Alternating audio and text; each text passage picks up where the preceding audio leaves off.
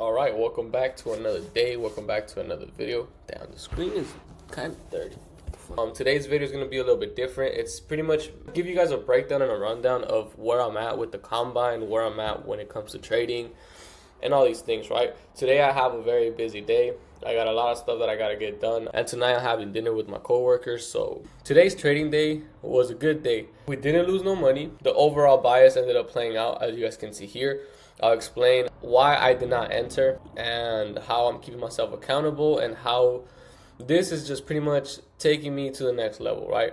Coming into the morning at 5:36, I wanted to wait until the news came out to make my final decision. If the news took out the London highs, which it didn't, I wanted to see a reaction from the London highs or from the same gap from yesterday, right? You guys seen we traded into it once, 2 times, 3 times, 4 times, 5, 6, 7 times traded into that gap, right? Today we finally decided to fill in that gap. I'll explain that a little bit more, right?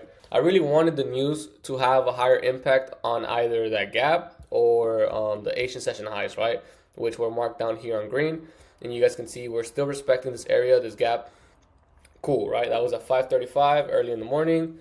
My boy Hector took a trade. He got stopped out at break even. This is what I wanted to see at around 7:13. Take out the Asian session highs and drop lower, right? My first initial take profit would have been these London session lows and these previous day lows, right? That's plain and simple. Like I keep saying, price is always going to target one or two things, right? Liquidity, which in this case was the London lows, and inefficiencies, right? It wants to rebalance inefficiencies. We rebalanced this gap that we were testing for a minute, and we came down for this gap down here too. So it was a very forceful push, rebalancing everything. In this case, it's a perfect example that price came into this inefficiency and immediately reversed from it, right? I saw that happening. I saw price was coming to it forcefully, pushing down to it. Potentially we might keep on going up and our target area might get hit, and probably the previous day's highs. Even though price did this and it had a reaction from it, I'm done for the trading day because like I said, it's already an hour after market open, and you guys can see the best move was here, right? Now the reason why I did not enter on this trade was because, let me move my big ass head, I think it was like a 5-point difference, right? 225, yeah, literally a 4-point difference from my entry. If we would have tapped immediately, I would have entered, because I'm gonna have some screenshots up on the screen. I want to say before or a little bit after market open, price was literally battling through this range. It kept pushing higher. After this initial push, it was dropping, but it was staying in this range right here. So I wanted to see a potential push higher up into this area, but by 7:45, 9:45 for those of you who trade on New York time, by 9:45, price immediately just started dumping, right? And that's when I said, okay, cool, it's not coming back, and just kept an eye on the market. First take profit got hit, which was the London lows. Again, we came back to it, and we took out these lows down here, these lows, all this liquidity resting below, right? And what did price push down forcefully for? This 4-hour gap right here, right? Like I said, my strategy is not that hard. It's not something overly complicated.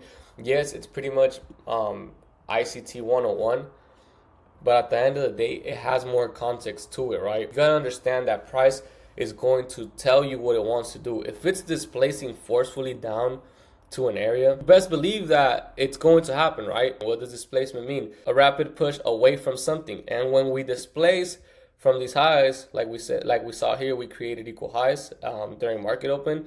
We're displacing away. We're leaving away gaps, right? Displacement is always going to leave gaps because price is pushing away from a certain level. It's reaching for something, right? Price is seeking something. You know, it's like it's hunting that shit. It's hunting this area right here. It came down to that gap, right? You guys can see here, it just pretty much came down rapidly to this area right here because that's where liquidity rests at, right? That's where the money is at. Then we had a reaction from this, and then once again we came back down to the same area because we never filled it in, right? Price wants to rebalance all these inefficiencies. If price does not close in it like it did here, it's not rebalanced because there's still an area. The wick, you guys can see here, perfect example. Price can wick into an area of interest, and it doesn't mean that it's not going to come back to it later on until it fulfills its whole destiny, right? Price wants to rebalance these inefficiencies. Understand that the market keeps doing the same things over and over and over. When I backtest my strategy, is the same thing. Price is always seeking liquidity. Price is always seeking inefficiencies. I don't know how many times I got to repeat myself with that, but it's like price is always seeking liquidity or inefficiencies, right? Let's put it to the test, right? Let's go on to replay mode. Let's go on to random bar. Yeah, random bar. Cool. Just to show you guys, right? Let's go to, oh, fuck. If I'm not like on a lower time frame and then go into the replay mode, it just stays on the 4 hours, so it'll tell you like there's no data available for this shit. Now let's reset the chart view. What time is it? 8 a.m. on December. Yeah, this is already pretty much after market open. I don't have too much context to this trade, and I already pushed higher. I mean, if we look backwards, all-time highs potentially. Yeah, I guess, yeah. This was 2024. Cool. I mean, what I would see here, I mean, price already open. It's 8 a.m. Keep in mind, daylight savings, possibly 30 minutes after market open, I want to say. But yeah, price took out these highs, whatever, cool. Not a good example. If we drop below to these lows, maybe. I don't think so. Yeah, price is going to keep opening up higher. Okay, cool. This is 6 a.m., 7 a.m. It's a stretch. It didn't even tap into it. Definitely took out these lows, right? And then we have this weekly opening gap right here, right? Created during... Was this when that deep AI shit came out or some shit? But yeah, we have this inefficiency right here. We have this gap. And I mean, is this a proper trade to show you guys where price is just rebalancing that inefficiency? Perfect example, right? On the 4 hour time frame, we rebalanced this weekly opening gap, and then we rebalanced this 4 hour gap as well, right? And then price pretty much came into it, filled it in. Now it's having a reaction away from it. What time is this? 4 a.m. Cool. Let's go down to the 1 hour. See, Asian session highs have been taken out, and we are trading in this range right here. As you guys can see here, it's another inefficiency caused by what? By displacement, right? What is displacement? Rapid pushes away from something. It's displacing away from something, right? So we already filled in all these imbalances and the 4 hour imbalance. We took out these lows as well. We took out all this liquidity. Now price might continue its course, and we are on a bearish trend too, right? Now we took out these highs. Cool. We are in this range right here in this 4 hour gap. My whole thing would be might come up a little bit higher and then potentially drop to the Asian session lows, because we haven't taken these out, and we have this liquidity down here resting, right? Cool. Once price breaks below this gap, I would enter for sales, right? So 1 hour after market open, we close below it. Here we tap this area. I would enter a sell. As you guys can see here, unfortunate, the example that I tried to show you guys, I was on the 1 hour time frame and we got wicked out. I don't really know why we got wicked out if my entry was here, right? That's crazy. But you guys can see, first initial take profit on a random bar. Price came down here for the London session lows, which is liquidity, after tapping into this 4 hour gap. Then we came back down for the previous day's lows, right? And then now after grabbing all this liquidity, you guys see that price has all this inefficiency up here, right? It has this 4 hour range up here, and then price is going to continue its course. And you guys can see price is making a push higher back up to it. And eventually price is trying to rebalance this whole inefficiency. It might not happen in a day. It might happen in a day, but you guys get the whole point, right? For example, today's trade, right? We traded not once, twice, 3 times, 4, 5, 6 times into this area until the 7th time we pretty much rebalance all of this and seek this area down here, right? Aftermarket open. So I might stay away from the charts. I don't know. I'm still gonna be on the charts, but for right now, I don't think I'm gonna take any trades. But I hope this makes sense to you guys, right?